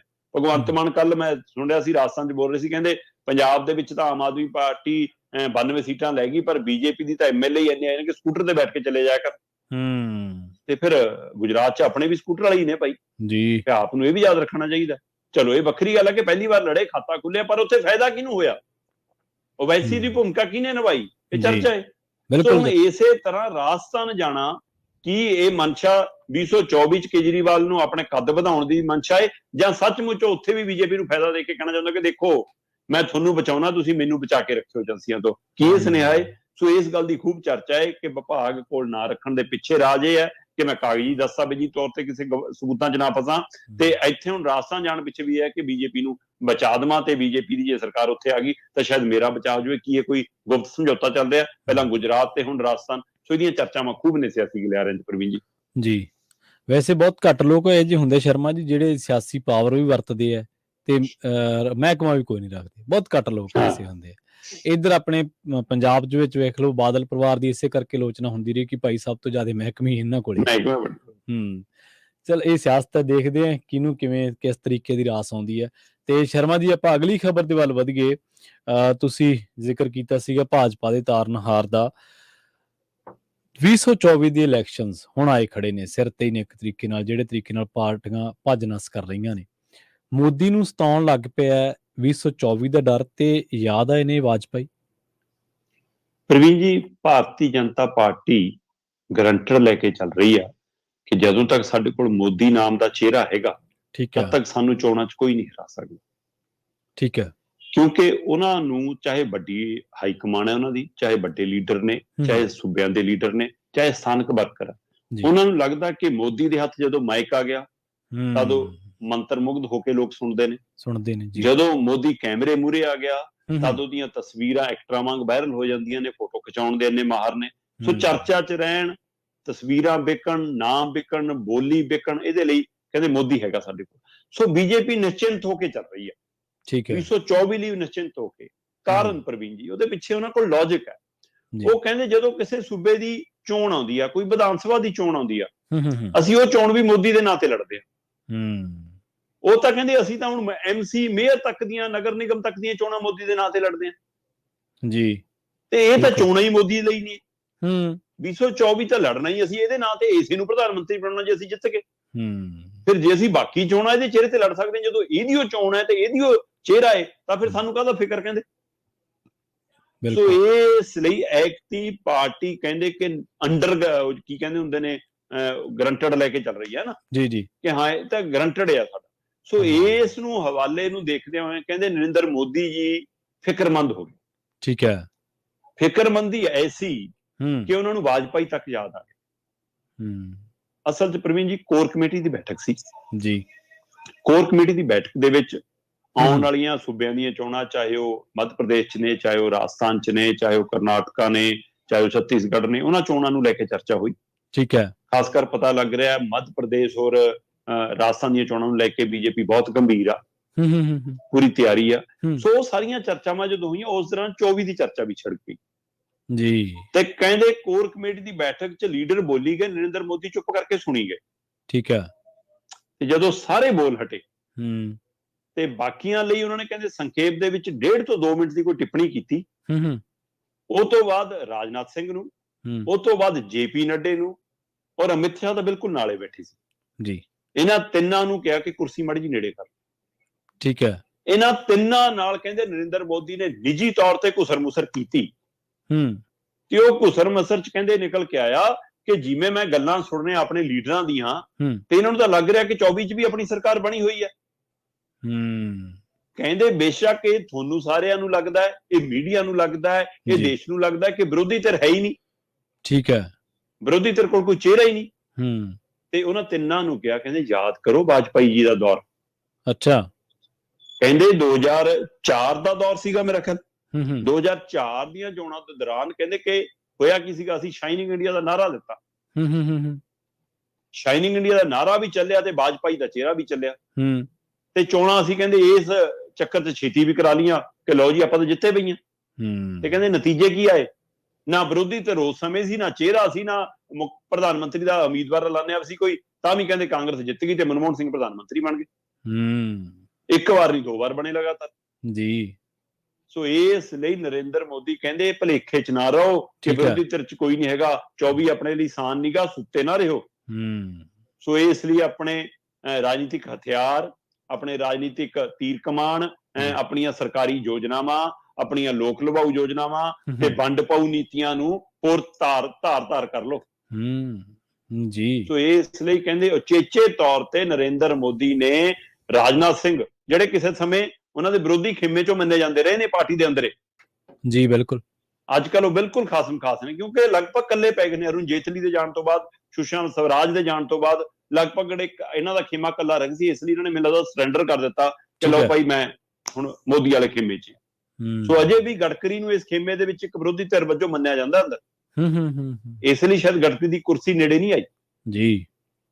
ਸੋ ਇਸ ਲਈ ਇਹਨਾਂ ਤਿੰਨਾਂ ਦੇ ਕੰਨ ਦੇ ਵਿੱਚ ਕਹਿੰਦੇ ਮੋਦੀ ਨੇ ਸੁਨੇਹਾ ਦਿੱਤਾ ਕਿ ਨਾ ਸ਼ਾਈਨਿੰਗ ਇੰਡੀਆ ਭੁੱਲਿਓ, ਨਾ ਵਾਜਪਾਈ ਦਾ ਦੌਰ ਭੁੱਲਿਓ ਕਿ ਆਪਾਂ ਜਿੱਤੇ ਹੋਏ ਮਹਿਸੂਸ ਕਰ ਰਹੇ ਸੀ, ਵਿਰੋਧੀ ਧਿਰ 'ਚ ਕੋਈ ਨਜ਼ਰ ਨਹੀਂ ਆਉਂਦਾ ਸੀ, ਉਹੀ ਕੋਈ 24 'ਚ ਹੈ। ਇਸ ਲਈ ਇਸ ਚੱਕਰ 'ਚ ਨਾ ਰਹਿ ਜਾਓ ਕਿ ਆਪਾਂ ਜਿੱਤੇ ਪਏ। ਸੋ ਇਸ ਲਈ ਆਪਣੀਆਂ ਨੀਤੀਆਂ ਤੇ ਜ਼ੋਰ ਦਿਓ, ਆਪਾਂ ਚੋਣਾਂ ਪੂਰੀ ਤਿਆਰੀ ਲੜਨੀਆਂ। ਸੋ ਇਹਨਾਂ ਅੰਦਰ ਮੋਦੀ ਨੂੰ ਕੋਈ ਡਰ ਸਤਾ ਰਿਹਾ, 2024 ਤੋਂ ਡਰ ਲੱਗਣ ਲੱਗਾ। ਸੋ ਇਹ ਡਰ ਆਵਾਮ ਦੇ ਅੰਦਰ ਉੱਠ ਰਹੇ ਇੱਕ ਉਵਾਲ ਤੋਂ ਹੈ ਜਾਂ ਵਿਰੋਧੀ ਧਿਰਾਂ ਤੋਂ ਹੈ, ਕਿਉਂਕਿ ਪਤਾ ਨਹੀਂ ਕੱਲ ਨੂੰ ਨਤੀਸ਼ ਮਗਰ ਝੰਡਾ ਲੈ ਕੇ ਖੜੇ ਹੋ ਜਾਣ ਲੋਕ, ਪਤਾ ਨਹੀਂ ਉਹਨੂੰ ਲੱਗਦਾ ਕਿ ਕੱਲ ਨੂੰ ਮਮਤਾ ਬੈਨਰਜੀ ਨਾਲ ਬੜੀ ਬਣ ਜਾਵੇ, ਪਤਾ ਨਹੀਂ ਕੱਲ ਨੂੰ ਰਾਹੁਲ ਗਾਂਧੀ ਉਹ ਲੋਕਾਂ ਨੂੰ ਪ੍ਰਵਾਨ ਹੋ ਜਾਵੇ, ਪਤਾ ਨਹੀਂ ਐਂ ਵਿਰੋਧੀ ਧਿਰਾਂ ਨੂੰ ਵੋਟਾਂ ਪੈ ਜਾਣ, ਬਾਅਦ ਚੋਂ ਮੈਂ ਇਕੱਲਾ ਰਹਿ ਜਾਵੇ ਤੇ ਉਹ ਸਾਰੀਆਂ ਬਾਅਦ ਚੋਂ ਵੋਟਾਂ ਤੋਂ ਬਾਅਦ ਇਕੱਠੇ ਹੋ ਜਾਣ, ਪਤਾ ਨਹੀਂ ਕੋਈ ਮਨਮੋਹਨ ਸਿੰਘ ਨਵਾਂ ਜੰਮ ਪਏ। ਇਸ ਲਈ ਕੀ ਡਰ ਹੈ ਕਿ ਉਸ ਨੂੰ ਕਹਿਣਾ ਪਿਆ ਕਿ ਸ਼ਾਈਨਿੰਗ ਇੰਡੀਆ ਵੀ ਆਪਣਾ ਨਹੀਂ ਚੱਲਿਆ ਸੀ, ਵਾਜਪਾਈ ਵੀ ਆਪਣਾ ਚੱਲਿਆ ਸੀ, ਇਸ ਲਈ ਗਰੰਟਡ ਨਾ ਲਈ ਜਾਏ ਕਿ ਇਸ ਵਾਰ ਵੀ ਮੋਦੀ ਚੱਲ ਜਾਊਗਾ। ਸੋ ਇਹ ਮਤਲਬ ਮੋਦੀ ਨੂੰ ਮੋਦੀ ਤੋਂ ਹੀ ਡਰ ਲੱਗ ਰਿਹਾ, 2024 ਤੋਂ ਡਰ ਲੱਗ ਰਿਹਾ। ਜੀ ਦੇਖੋ ਕੁਛ ਨਾ ਕੁਛ ਤਾਂ ਇਨਪੁਟਸ ਹੋਣਗੀਆਂ ਮੋਦੀ ਸਾਹਿਬ ਕੋਲੇ ਵੀ, ਤੇ ਕੁਛ ਜਦੋਂ ਉਹ ਰੈਲੀਆਂ ਨੂੰ ਸੰਬੋਧਨ ਕਰਦੇ ਸੀ 2014 ਵਾਲਾ ਜਲਵਾਯੂ ਜੁੰਬਸ਼ ਕੁਛ ਹੋਰ ਸੀ, ਹੁਣ ਦੇਸ਼ ਕੁਛ ਹਕੀਕਤਾਂ ਤੋਂ ਵੀ ਵਾਕਿਫ ਹੋ ਗਿਆ। ਬਿਲਕੁਲ ਤੁਸੀਂ ਦੇਖੋ ਅਗਨੀਪਥ ਦੇਸ਼ ਭਰ ਦੇ ਵਿੱਚ ਮੁਜ਼ਾਹਰੇ, ਕਿਸਾਨੀ ਬਿੱਲ, ਇਸ ਤੋਂ ਪਹਿਲਾਂ ਹੋਰ ਬਥੇਰੇ ਇਹੋ ਜਿਹੇ ਮੁਕਾਮ ਆਏ ਜਾਂ ਇਹੋ ਜਿਹੇ ਮੁਹਾਜ ਆਏ ਇਹਨਾਂ 8 ਸਾਲਾਂ ਦੇ ਵਿੱਚ ਜਿਨ੍ਹਾਂ ਨੇ ਦੇਸ਼ ਨੂੰ ਝੰਜੋੜਿਆ। ਉਸ ਲੈਵਲ ਦੇ ਬੇਸਿਕ ਐਜੀਟੇਸ਼ਨਸ ਨਹੀਂ ਹੋ ਸਕੇ ਕਿਸਾਨ ਅੰਦੋਲਨ ਜਿਹੜੀ ਹਿੰਦੂਵਾਦ ਦੀ ਰਾਜਨੀਤੀ ਕਰਦੇ ਨੇ। ਹਾਂਜੀ, ਹਿਮਾਚਲ ਤਾਂ ਗੜ ਸੀ ਫਿਰ। ਹਾਂ ਬਿਲਕੁਲ, ਹਿਮਾਚਲ ਨੇ ਕਿਉਂ ਧੋਇਆ? ਕਿਉਂਕਿ ਹਿਮਾਚਲ ਦੇ ਬੱਚੇ ਵੱਡੀ ਗਿਣਤੀ 'ਚ ਭਾਰਤੀ ਫੌਜ 'ਚ ਜਾਂਦੇ ਨੇ ਜੀ ਉਹਨਾਂ ਨੂੰ ਮਹਿਸੂਸ ਹੋਇਆ ਕਿ ਸਰਕਾਰ ਦੇ ਜੋ ਕਾਰੇ ਰਹੇ ਸਾਰਿਆਂ ਨੂੰ ਮਹਿਸੂਸ ਹੋਇਆ। ਜੀ ਉਹਨਾਂ ਨੇ ਬਦਲ ਕੇ ਪਰੇ ਮਾਰੀ। ਬੇਸ਼ੱਕ ਮੌਜੂਦਾ ਸਰਕਾਰ ਉਹ ਤੋਂ ਵੀ ਸਿਰ ਹੈ ਜੀ, ਕਹਿੰਦੇ ਜੀ ਪਾਣੀ ਚੋਂ ਬਿਜਲੀ ਲੈਣੀ ਉਹਦੇ ਪ੍ਰੋਸੈਸ ਲਾਤਾ ਸੀ। ਹੁਣ ਸਾਡਾ ਇੱਕ ਤਰ੍ਹਾਂ ਨਾਲ ਸਿੱਧੇ ਤੌਰ ਤੇ ਦਿਖਾਤਾ ਕਿ ਪਾਣੀ ਸਾਡਾ ਹੈ, ਜਦੋਂ ਕਿ ਦਰਿਆਵਾਂ 'ਚ ਬਹਿੰਦਾ ਪਾਣੀ ਜਿੱਥੋਂ ਲੰਘਦਾ ਉੱਥੇ ਉਹਦਾ ਬਿਲਕੁਲ, ਜਿਹਦੀ ਧਰਤੀ। ਇਸ ਲਈ ਇਹ ਕਾਂਗਰਸ ਦੀ ਸਰਕਾਰ ਨੇ ਵੀ ਨਵਾਂ ਚੰਨ ਚਾੜਤਾ। ਪਰ ਅਫਸੋਸ ਮੈਨੂੰ ਉਹਦੇ ਨਾਲੋਂ ਵੀ ਜ਼ਿਆਦਾ ਇਸ ਗੱਲ ਦਾ ਕਿ ਪੰਜਾਬ ਦੇ ਮੁੱਖ ਮੰਤਰੀ ਸਾਹਿਬ ਉਸ ਮੁੱਦੇ ਤੇ ਬੋਲਣ ਦੀ ਬਜਾਏ ਰਾਜਸਥਾਨ ਆਪ ਲਈ ਵੋਟਾਂ ਮੰਗਣ ਚਲੇ ਗਏ ਤੇ ਵਿਰੋਧੀ ਧਿਰ ਆਪਣੇ ਹੋਰ ਮੁੱਦਿਆਂ ਤੇ ਬੋਲ ਰਹੇ ਨੇ, ਇਸ ਮੁੱਦੇ ਤੇ ਕੋਈ ਬੋਲਦਾ ਨਹੀਂ ਕਿ ਭਾਈ ਪੰਜਾਬ ਦੇ ਉੱਤੇ ਇੱਕ ਨਵਾਂ ਧੋਖਾ ਹੋਣ ਜਾ ਰਿਹਾ ਪੰਜਾਬ ਨਾਲ। ਸੋ ਇਸ ਗੱਲ ਤੇ ਗੌਰ ਹੀ ਨਹੀਂ ਕਿਸੇ ਦਾ ਜੀ। ਆਪਾਂ ਅਗਲੀ ਖਬਰ ਦੇ ਵੱਲ ਵਧੀਏ ਸ਼ਰਮਾ ਜੀ, ਤੇ ਗੱਲ ਕਰੀਏ, ਰੁਖ ਕਰੀਏ ਪੰਜਾਬ ਦੇ ਪੰਥਕ ਮਸਲਿਆਂ ਦਾ। ਰਿਪੋਰਟ ਜਿਹੜੀ ਕਿਹਾ ਗਿਆ ਸੀਗਾ ਅਜਨਾਲਾ ਥਾਣੇ ਦੇ ਵਿੱਚ ਜੋ ਘਟਨਾਕ੍ਰਮ ਵਾਪਰਿਆ ਸੀਗਾ, ਹਰ ਇੱਕ ਆਈਡੀਓਲੋਜੀ ਨੇ, ਹਰ ਇੱਕ ਨਿਊਜ਼ ਪ੍ਰੈਜ਼ੈਂਟਰ ਨੇ ਉਹਨੂੰ ਆਪਣੇ ਤਰੀਕੇ ਨਾਲ, ਜਿਸ ਨੂੰ ਵੀ ਉਹ ਸਮਰਪਿਤ ਹੈ, ਉਸ ਤਰੀਕੇ ਨਾਲ ਉਸ ਘਟਨਾ ਨੂੰ ਪੇਸ਼ ਕੀਤਾ। ਬਹੁਤੇ ਲੋਕਾਂ ਨੇ ਇਹਦੇ ਵਿੱਚ ਨਿਊਟਰਲ ਸੈਂਟਰਲ ਹੋ ਕੇ ਵੀ ਗੱਲ ਕੀਤੀ ਕਿ ਭਾਈ ਕਿਸੇ ਨੂੰ ਜਦੋਂ ਪੁਲਿਸ ਕਹਿ ਰਹੀ ਹੈ ਕਿ ਕੇਸ ਝੂਠਾ ਸੀਗਾ ਤਾਂ ਫਿਰ ਉਹਨੂੰ ਰੱਦ ਕਰਨਾ ਹੀ ਪੈਣਾ ਸੀਗਾ। ਖੈਰ, ਕਿਉਂਕਿ ਮਸਲਾ ਪੰਥਕ ਸੀ ਇਸ ਕਰਕੇ ਬਹੁਤੇ ਲੋਕ ਸ਼ਬਦਾਵਲੀ ਤੇ ਸੰਕੋਚ ਕਰਕੇ ਬੋਲ ਰਹੇ ਸਨ, ਜਿਹੜਾ ਕਿ ਚਲੋ ਇੱਕ ਢੰਗ ਨਾਲ ਸੌਂਦਾ ਵੀ ਹੈ। ਹੁਣ ਰਿਪੋਰਟ ਤਾਂ ਸੀਲਬੰਦ ਹੈ ਸ਼ਰਮਾ ਜੀ, ਪਰ ਰਿਪੋਰਟ ਜਿਹੜੀ ਗੱਲ ਵੱਲ ਇਸ਼ਾਰਾ ਕਰ ਰਹੀ ਹੈ ਕਿ ਉਹ ਸੱਚ ਹੈ, ਦੱਸਿਓ ਜ਼ਰੂਰ। ਫੈਸਲਾ ਇਹ ਹੈ ਕਿ ਗੁਰੂ ਗ੍ਰੰਥ ਸਾਹਿਬ ਜੀ ਨੂੰ, ਸਾਹਿਬ ਸ੍ਰੀ ਗੁਰੂ ਗ੍ਰੰਥ ਸਾਹਿਬ ਜੀ ਨੂੰ ਹੁਣ ਧਰਨੇ ਮੁਜ਼ਾਹਰਿਆਂ ਵਾਲੀਆਂ ਥਾਵਾਂ ਤੇ ਨਹੀਂ ਲਿਜਾਇਆ ਜਾ ਸਕੇਗਾ। ਪ੍ਰਵੀਨ ਜੀ, ਅਸਲ ਦੇ ਵਿੱਚ ਤੁਸੀਂ ਜਿਵੇਂ ਕਿਹਾ ਕਿ ਜਿਹੜੀ ਰਿਪੋਰਟ ਹੈ ਉਹ ਤਹਿਸੀਲਬੰਦ ਹੈ। ਜੀ ਫਿਰ ਇਹ ਚਰਚਾ ਕਿੱਥੋਂ ਆ ਰਹੀ ਹੈ? ਪ੍ਰਵੀਨ ਜੀ, ਜਿਹੜਾ ਬੰਦਾ ਨਾ ਮਤਲਬ ਕਿਸੇ ਨਾਲ ਲੈਣ ਦੇਣ ਕਰਦਾ ਜਦੋਂ ਨੋਟਾਂ ਦਾ, ਹਾਂਜੀ, ਤੇ ਜੇ ਤੁਹਾਡੇ ਹੱਥ 'ਚ ਜੇਕਰ ਅਸੀਂ ਪੈਸੇ ਦੀ ਗੱਦੀ ਫੜਾਈਏ, ਚਾਹੇ ਤੁਹਾਨੂੰ ਨੋਟ ਦੇਖਣੇ ਆਉਂਦੇ ਹੋਣ, ਪਰਖਣੇ ਆਉਂਦੇ ਹੋਣ, ਨਾ ਆਉਂਦੇ ਹੋਣ, ਤੁਸੀਂ ਸਾਹਮਣੇ ਵਾਲੇ ਬੰਦੇ ਨੂੰ ਜਚਾਉਣ ਲਈ ਨਾ ਲੈਟ ਜੀ ਕਰਨੀ ਨੂੰ 500 ਦਾ 1000 ਦਾ ਨੋਟ ਜ਼ਰੂਰ ਕਰੋਗੇ, 2000 ਦਾ ਨੋਟ, ਕਿ ਦੇਖਾਂ 'ਚ ਤਾਰ ਜੀ ਦਿਖਦੀ ਹੈ, ਇਹ 'ਚ ਉਹ ਫੋਟੋ ਜੀ ਦਿਖਦੀ ਹੈ, ਇਹ ਮਾਰਕ ਦਿਖਦਾ। ਸੋ ਇਸ ਲਈ ਲੋਕ ਇਹ ਜਚਾਉਣਾ ਚਾਹੁੰਦੇ ਕਿ ਮੈਨੂੰ ਪਤਾ ਹੈ ਕਿ ਨੋਟ ਅਸਲੀ ਹੈ ਕਿ ਨਕਲੀ, ਮੈਨੂੰ ਦੇਖਣਾ ਆਉਂਦਾ। ਠੀਕ ਹੈ। ਉਸੇ ਤਰ੍ਹਾਂ ਜਦੋਂ ਇਹ ਸੀਲਬੰਦ ਰਿਪੋਰਟ ਕਮੇਟੀ ਮੈਂਬਰਾਂ ਤੋਂ ਤੁਰ ਕੇ ਸ਼੍ਰੀ ਅਕਾਲ ਤਖਤ ਸਾਹਿਬ ਦੇ ਜਥੇਦਾਰ ਸਾਹਿਬ ਤੱਕ ਪਹੁੰਚੀ, ਉਸ ਦਿਨ ਜਿਹਦਾ ਵੀ ਹੱਥ ਲੱਗਿਆ ਉਹਨੇ ਬੰਦ ਲਿਫਾਫੇ ਨੂੰ ਵੀ ਐਂ ਦੇਖਣ ਦੀ ਕੋਸ਼ਿਸ਼ ਕੀਤੀ, ਮੈਂ ਇਹਦੇ ਅੰਦਰੋਂ ਹੀ ਪੜ੍ਹ ਲਵਾਂ। ਜੀ ਬਿਲਕੁਲ ਸਹੀ ਹੈ। ਸੋ ਉਸ ਪੜ੍ਹਨ ਪੜ੍ਹਾਉਣ ਦੇ ਵਿੱਚੋਂ ਇਹ ਤੱਥ ਬਾਹਰ ਨਿਕਲ ਰਹੇ, ਉਸ ਜਾਣਕਾਰੀਆਂ ਚੋਂ ਇਹ ਤੱਥ, ਗੱਲਾਂ ਬਾਤਾਂ ਚੋਂ ਇਹ ਤੱਥ ਬਾਹਰ ਨਿਕਲ ਰਹੇ ਨੇ। ਜੀ, ਤੱਥ ਇਹ ਨਿਕਲ ਰਹੇ ਨੇ ਕਿ ਬਿਲਕੁਲ ਜੀ ਉਹ ਸੀਲਬੰਦ ਰਿਪੋਰਟ ਦੇ ਵਿੱਚ ਕਮੇਟੀ ਨੇ ਕਹਿੰਦੇ ਇਹੋ ਫੈਸਲਾ ਲਿਖ ਕੇ ਜਥੇਦਾਰ ਸਾਹਿਬ ਨੂੰ ਰਿਪੋਰਟ ਸੌਂਪੀ ਆ ਕਿ ਜੀ ਪਾਵਨ ਗ੍ਰੰਥ ਸ੍ਰੀ ਗੁਰੂ ਗ੍ਰੰਥ ਸਾਹਿਬ ਨੂੰ ਧਰਨੇ, ਮੁਜ਼ਾਹਰੇ, ਕਬਜ਼ੇ, ਝਗੜੇ, ਇਹਨਾਂ ਵਿਵਾਦਾਂ ਵਾਲੀਆਂ ਥਾਵਾਂ ਦੇ ਉੱਤੇ ਲਿਜਾਣਾ ਬਿਲਕੁਲ ਗੈਰ ਕਾਨੂੰਨੀ ਹੈ, ਬਿਲਕੁਲ ਸਾਡੀ ਮਰਿਆਦਾ ਅਨੁਸਾਰ ਉਲਟ ਹੈ। ਇਸ ਲਈ ਉਹਨਾਂ ਥਾਵਾਂ ਤੇ ਨਹੀਂ ਲਿਜਾਣਾ ਚਾਹੀਦਾ ਤਾਂ ਕਿ ਉਹਦਾ ਰੁਤਬਾ, ਉਹਦਾ ਸਤਿਕਾਰ ਉਹ ਬਣਿਆ ਰਹੇ। ਤੇ ਇਸ ਦੇ ਲਈ ਕਹਿੰਦੇ ਕਮੇਟੀ ਇੱਕਮਤ ਹੋ ਕੇ ਫੈਸਲਾ ਸੁਣਾਇਆ। ਬੇਸ਼ੱਕ ਇਹ ਬੰਦ ਲਿਫਾਫੇ ਚੋਂ ਆ ਰਹੀ, ਇਹ ਮਤਲਬ ਹਵਾ ਦੇ ਹਵਾਲੇ ਨਾਲ ਹੈ, ਅਜੇ ਲਿਫਾਫਾ ਖੁੱਲਣਾ। ਹਾਂ, ਖਾਸ ਗੱਲ ਜਿਹੜੀ ਹੈਗੀ ਆ ਪ੍ਰਵੀਨ ਜੀ, ਉਹ ਗੌਰ ਕਰਨ ਵਾਲੀ ਇਹ ਹੈ ਕਿ ਇਹਦੇ ਵਿੱਚ ਕੋਆਰਡੀਨੇਟਰ ਬਣਾਏ ਗਏ ਸੀ ਕਰਨੈਲ ਸਿੰਘ ਪੀਰ ਮੁਹੰਮਦ। ਕਰਨੈਲ ਸਿੰਘ ਪੀਰ ਮੁਹੰਮਦ ਲੰਮਾ ਸਮਾਂ ਸਿੱਖ ਸਟੂਡੈਂਟ ਫੈਡਰੇਸ਼ਨ ਦੇ ਆਗੂ ਰਹੇ, ਪ੍ਰਧਾਨ ਰਹੇ, ਹੈ ਨਾ, ਤੇ ਜਦੋਂ ਸਟੂਡੈਂਟ ਨਹੀਂ ਰਹੇ ਤਾਂ ਵੀ ਇਸ ਜਥੇਬੰਦੀ ਨੂੰ ਆਪਣੇ ਨਾਲ ਲੈ ਕੇ ਤੁਰਦੇ ਰਹੇ, ਕਿਉਂਕਿ ਕੋਈ ਅਹੁਦਾ ਜ਼ਰੂਰ ਚਾਹੀਦਾ ਹੁੰਦਾ ਹੈ। ਤੇ ਫਿਰ ਵੱਖ-ਵੱਖ ਸੰਗਠਨਾਂ ਵੱਲ ਵੀ ਗਏ ਕਿ ਸ਼ਾਇਦ ਇੱਥੇ ਕੋਈ ਬੂਰ ਪੈ ਜਾਵੇ। ਫਿਰ ਆਖਰ ਅਕਾਲੀ ਦਲ ਕੰਨੀ ਨੂੰ ਮੁੜੇ ਤੇ ਅੱਜ ਕੱਲ ਉਹਨਾਂ ਦੇ ਬੁਲਾਰੇ ਵੀ ਨੇ, ਅੱਜ ਕੱਲ ਉਹਨਾਂ ਦੇ ਮੁੱਖ ਲੀਡਰਾਂ ਚੋਂ ਵੀ ਇੱਕ ਨੇ। ਸੋ ਇਸ ਲਈ ਉਹਨਾਂ ਨੂੰ ਕੋਆਰਡੀਨੇਟਰ ਬਣਾਇਆ। 15 ਉਹਨਾਂ ਨੇ 14 ਮੈਂਬਰ ਹੋਰ ਦਿੱਤੇ, ਚਾਹੇ ਯੂਨੀਵਰਸਿਟੀਆਂ ਦੇ ਨੁਮਾਇੰਦੇ ਦਿੱਤੇ, ਚਾਹੇ ਉਹ ਵੱਖ-ਵੱਖ ਦਲਾਂ ਦੇ, ਨਿਹੰਗ ਦਲਾਂ ਦੇ, ਸਿੱਖ ਸੰਗਠਨਾਂ ਦੇ, ਸੰਸਥਾਵਾਂ ਦੇ, ਬੁੱਧੀਜੀਵੀ, ਪੱਤਰਕਾਰ, ਉਹ ਸਾਰਿਆਂ ਨੂੰ ਮਿਲਾ ਕੇ 15 ਮੈਂਬਰੀ ਕਮੇਟੀ ਬਣੀ। ਉਸ ਕਮੇਟੀ ਨੇ ਤਖਤ ਸ੍ਰੀ ਕੇਸਗੜ੍ਹ ਸਾਹਿਬ ਵਿਖੇ ਅਨੰਦਪੁਰ ਸਾਹਿਬ ਦੇ ਉੱਥੇ ਮੀਟਿੰਗ ਹਾਲ ਦੇ ਵਿੱਚ ਬੈਠਕ ਕੀਤੀ। ਠੀਕ ਹੈ। ਔਰ ਜਿਹੜੀ ਖਾਸ ਗੱਲ ਹੈ ਇਸ ਰਿਪੋਰਟ ਦੀ, ਜਿਹੜੀ ਬੜੀ ਚੰਗੀ ਲੱਗਦੀ ਹੈ ਪ੍ਰਵੀਨ ਜੀ ਉਹ ਗੱਲ ਜੀ, ਉਹ ਇਹ ਹੈ ਕਿ ਕੱਲੇ ਬੰਦੇ ਨੇ ਜਿਹੜੀ ਰਾਏ ਦਿੱਤੀ ਉਹ ਵੱਖਰੀ ਦਰਜ ਹੈ। ਠੀਕ ਹੈ, ਬਾਈ ਨੇਮ 15 ਬੰਦਿਆਂ 15 ਦੇ 15 ਬੰਦਿਆਂ ਨੇ ਆਪੋ ਆਪਣੀ ਰਾਏ, ਕਿਸੇ ਨੇ 1 ਨੁਕਤਾ, ਕਿਸੇ ਨੇ 2 ਨੁਕਤੇ, ਕਿਸੇ ਨੇ 4 ਨੁਕਤੇ, ਜਿੰਨੇ ਵੀ ਨੁਕਤੇ ਸੁਝਾਏ ਉਹ ਕੱਲੇ ਦੇ ਨਾਮ ਨਾਲ ਦਰਜ ਕੀਤੇ ਗਏ। ਠੀਕ ਹੈ। ਜਦੋਂ ਸਾਰੇ ਵਿਅਕਤੀਆਂ ਦੀ ਰਾਏ ਆ ਗਈ ਉਸ ਤੋਂ ਬਾਅਦ ਫਿਰ ਇੱਕ ਸਾਂਝਾ ਮਤ ਬਣਾਇਆ ਗਿਆ। ਸਾਂਝੇ ਮਤ ਨਾਲ ਜਿਹੜੇ ਪੁਆਇੰਟ ਉੱਭਰੇ ਉਹ ਫਿਰ ਇਕੱਠੇ ਇੱਕ ਮਤ ਨਾਲ ਲਿਖੇ ਗਏ। ਸੋ ਇਹ ਰਿਪੋਰਟ ਦੇ ਵਿੱਚ ਕੱਲੇ ਦੀ ਰਾਏ ਵੀ ਦਰਜ ਆ। ਠੀਕ ਹੈ। ਔਰ ਇਸ ਰਿਪੋਰਟ ਦੇ ਵਿੱਚ ਸਾਂਝੀ ਰਾਏ ਵੀ ਦਰਜ ਆ। ਸੋ ਫਿਰ ਇਹ ਰਿਪੋਰਟ ਕੰਪਲੀਟ ਕਰਕੇ ਸੀਲਬੰਦ ਕਰਕੇ ਸਾਰੇ ਮੈਂਬਰਾਂ ਨੇ ਕਰਨੈਲ ਸਿੰਘ ਪੀਰ ਮੁਹੰਮਦ ਨੂੰ ਦਿੱਤੀ। ਕਰਨੈਲ ਸਿੰਘ ਪੀਰ ਮੁਹੰਮਦ ਨੇ ਸ੍ਰੀ ਅਕਾਲ ਤਖਤ ਸਾਹਿਬ ਜਾ ਕੇ ਜਥੇਦਾਰ ਗਿਆਨੀ ਹਰਪ੍ਰੀਤ ਸਿੰਘ ਹੋਰਾਂ ਨੂੰ ਸੌਂਪੀ। ਸੋ ਹੁਣ 5 ਪਿਆਰਿਆਂ ਦੀ ਦੇਖ ਰੇਖ ਹੇਠ ਲਿਫਾਫਾ ਖੁੱਲਣਾ। ਫਿਰ ਉਹਦੇ ਉੱਤੇ ਇਹ ਫੈਸਲਾ ਹੁਣ 5 ਪਿਆਰਿਆਂ ਨੂੰ ਅਧਿਕਾਰ ਹੈਗਾ, ਸਿੰਘ ਸਾਹਿਬਾਨਾਂ ਨੂੰ ਅਧਿਕਾਰ ਹੈਗਾ ਕਿ ਉਹ ਸੀਲਬੰਦ ਲਿਫਾਫੇ ਦੇ ਵਿੱਚੋਂ ਜਿਹੜੀ ਰਿਪੋਰਟ ਨਿਕਲੇ ਉਸ ਨੂੰ ਹੂਬਹੂ ਹੁਕਮਨਾਮੇ ਦੇ ਰੂਪ ਦੇ ਵਿੱਚ ਲਾਗੂ ਕਰਾਉਣਾ। ਕਿਆ ਜੀ ਕੌਮ ਦੇ ਨਾਮ ਸੁਨੇਹਾ ਸਾਡਾ, ਜਾਂ ਉਸ ਦੇ ਵਿੱਚ ਕੋਈ ਤਬਦੀਲੀ ਕਰਕੇ ਨਾ ਫੈਸਲਾ ਸੁਣਾ। ਪਰ ਪਤਾ ਇਹ ਲੱਗ ਰਿਹਾ ਕਿ ਉਹ ਸੀਲਬੰਦ ਰਿਪੋਰਟ ਇਹੋ ਸੁਨੇਹਾ ਦਿੰਦੀ ਆ ਕਿ ਗੁਰੂ ਗ੍ਰੰਥ ਸਾਹਿਬ ਦੇ ਪਾਵਨ ਸਰੂਪ ਨੂੰ ਤੁਸੀਂ ਉਹਦਾ ਓਟ ਆਸਰਾ ਤਾਂ ਲੈ ਸਕਦੇ ਹੋ, ਉਹਦੀ ਆੜ ਨਹੀਂ ਲੈਣੀ। ਕਿਉਂਕਿ ਜਦੋਂ ਅਜਨਾਲਾ ਕਾਂਡ ਵਾਪਰਿਆ ਤਦ ਵੀ 3 ਤਰ੍ਹਾਂ ਦੇ ਸੁਨੇਹੇ ਆ ਰਹੇ ਸੀ। ਇੱਕ ਧਿਰ ਕਹਿ ਰਹੀ ਸੀ ਕਿ ਅਸੀਂ ਗੁਰੂ ਸਾਹਿਬ ਦੇ ਆਸਰੇ ਨਾਲ ਚੱਲਦੇ ਹਾਂ, ਸੋ ਗੁਰੂ ਸਾਹਿਬ ਦੀ ਛਤਰ ਛਾਇਆ ਬਿਨਾਂ ਤਾਂ ਆਪਾਂ ਕਿਤੇ ਵੀ ਨਹੀਂ ਹੈਗੇ, ਪ੍ਰਮਾਤਮਾ ਹਰ ਥਾਂ ਸਾਡੇ ਨਾਲ ਹੈ। ਜੇ ਗੁਰੂ ਗ੍ਰੰਥ ਸਾਹਿਬ ਲੈ ਗਏ ਫਿਰ ਕੀ ਹੋ ਗਿਆ? ਸੋ ਇਸ ਹਵਾਲੇ ਨਾਲ ਦੂਸਰੀ ਧਿਰ ਇਹ ਕਹਿੰਦੀ ਸੀ ਕਿ ਨਹੀਂ, ਇਸ ਤਰ੍ਹਾਂ ਨਹੀਂ ਹੋਣਾ ਚਾਹੀਦਾ ਸੀਗਾ ਕਿ ਇੱਥੇ ਜਾ ਕੇ ਬੇਅਦਬੀ ਵਾਲਾ ਕੰਮ ਹੈ, ਤਾਂ ਉੱਥੇ ਸ਼ੀਸ਼ੇ ਟੁੱਟ ਗਏ ਪਾਲਕੀ ਸਾਹਿਬ ਦੇ, ਤੇ ਉਹਦੇ ਨਾਲ ਗੁਰੂ ਗ੍ਰੰਥ ਸਾਹਿਬ ਤੱਕ ਦਾ ਅਪਮਾਨ ਹੋਣ ਦਾ ਖਤਰਾ ਖੜਾ ਹੋ ਗਿਆ। ਕੁਝ ਮੱਧਭਾਗਾ ਵਾਪਰ ਜਾਂਦਾ, ਕੌਣ ਜ਼ਿੰਮੇਵਾਰ ਸੀ? ਇਸ ਲਈ ਤੁਸੀਂ ਆਸਰਾ ਲੈਣਾ ਕਿ ਆੜ ਲੈਣੀ ਹੈ, ਤਾਂ ਆੜ ਸੀ। ਦੂਜੀਆਂ ਧਿਰਾਂ ਇਹ ਵੀ ਬੋਲ ਰਹੀਆਂ ਸੀ ਤੇ ਵਿੱਚ ਵਿਚਾਲੇ ਕਈ ਇਹ ਵੀ ਕਹਿ ਰਹੇ ਸੀ ਕਿ ਕੋਈ ਗੱਲ ਨਹੀਂ ਭਾਈ, ਇਸ ਮਸਲੇ ਨੂੰ ਠੰਡਾ ਪਾ ਦਿਓ ਤਾਂ ਕਿ ਬਾਕੀ ਧਿਰਾਂ ਦੇ ਵਿੱਚ, ਬਾਕੀ ਸਮਾਜ ਦੇ ਵਿੱਚ, ਬਾਕੀ ਫਿਰਕਿਆਂ ਦੇ ਵਿੱਚ, ਦੇਸ਼ ਦੁਨੀਆ ਦੇ ਵਿੱਚ ਕੋਈ ਗਲਤ ਸੁਨੇਹਾ ਨਾ ਚਲਾ ਜਾਵੇ ਪੰਥ ਦਾ। ਉਹ ਇਸ ਤੇ ਮਿੱਟੀ ਵੀ ਪਾਉਣਾ ਚਾਹੁੰਦੀ ਸੀ ਇਸ ਮਸਲੇ ਤੇ ਕਿ ਜਿੰਨੀ ਛੇਤੀ ਮਾਮਲਾ ਠੰਡਾ ਹੋ ਜਾਵੇ। ਪਰ ਇਹ ਸਭ ਦੇ ਦਰਮਿਆਨ ਸਭ ਦੀ ਨਜ਼ਰ ਸ਼੍ਰੋਮਣੀ ਕਮੇਟੀ ਤੇ ਵੀ ਰਹੀ, ਸਭ ਦੀ ਨਜ਼ਰ ਜਥੇਦਾਰਾਂ ਤੇ ਵੀ ਰਹੀ, ਸਿੰਘ ਸਾਹਿਬਾਨਾਂ ਤੇ ਵੀ ਰਹੀ ਕਿ ਭਾਈ ਜਥੇਦਾਰ ਸਾਹਿਬ ਇਸ ਮਸਲੇ ਤੇ ਖੁੱਲ੍ਹ ਕੇ ਪ੍ਰਤੀਕਿਰਿਆ ਕਿਉਂ ਨਹੀਂ ਦੇ ਪਾਉਂਦੇ? ਕੋਈ ਧਿਰ, ਕੋਈ ਵਿਅਕਤੀ, ਕੋਈ ਅਦਾਰਾ, ਕੋਈ ਸੰਗਠਨ ਕਿਸੇ ਮਸਲੇ ਤੇ ਚੁੱਪ ਰਹੇ ਤਾਂ ਸਮਝ ਆਵੇ, ਪਰ ਜਿਨ੍ਹਾਂ ਦੀ ਕਾਰਵਾਈ ਉਹ ਇਸੇ ਲਈ ਹੈ, ਜਿਨ੍ਹਾਂ ਦੀ ਅਗਵਾਈ ਉਹ ਇਸੇ ਲਈ ਹੈ, ਜਿਨ੍ਹਾਂ ਦੀ ਨੁਮਾਇੰਦਗੀ ਉਹ ਇਸੇ ਲਈ, ਜਿਹਨਾਂ ਨੂੰ ਚੁਣਿਆ ਹੀ ਇਸੇ ਲਈ ਹੈ, ਉਹ ਚੁੱਪ ਕਿਉਂ ਨੇ? ਬਿਲਕੁਲ ਸਹੀ ਹੈ।